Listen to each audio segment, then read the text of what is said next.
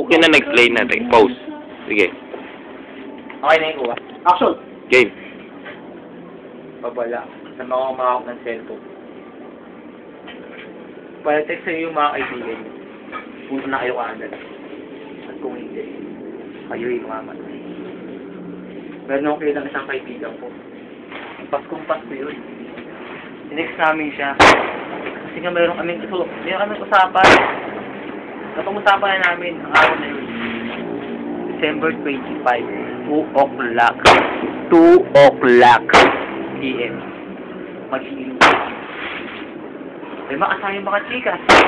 Chikas! Chikas. May makasama kami mga chikas. Pero, iniwan kami. Nagmukha kaming tanga. Dalawa lang kaming natira. Dalawang tanga. Ang nangyari, ang kaibigan namin, itinext namin ang kaibigan namin.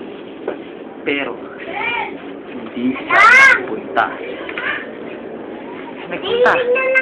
Ngayon kami nag-isip kung ano ang kanyang dahilan. Inisip namin, baka nagulpi na siya, saksak, o namatay.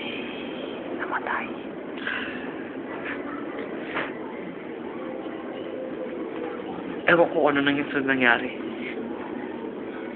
Ang kaibigan ko na yun, siya'y nangako sa aking kaarawan, siya ay magpapainom. Bibili siya sa fish port ng pulutan. Tilapia, papakain. Maraming tilapia! Maraming tilapia. Maraming luto. Namatay ang kandila dahil mahangin. Huwag kang mamatay, kandila. Boy pa ba yun, yung kaibigan mo?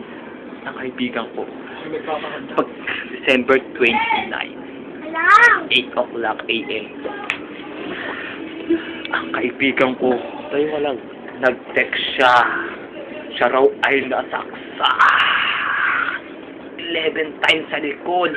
Akala ko, ito ang nangyari sa kanya. Pero hindi pala. Sayang. Ang damo ang kaibigan ko. Ngayon, itong aking kwento. Papanood nyo ang paglilinis sa kanyang mga sugat. Panood nyo na kayo. Ito na ang mga susunod na kwento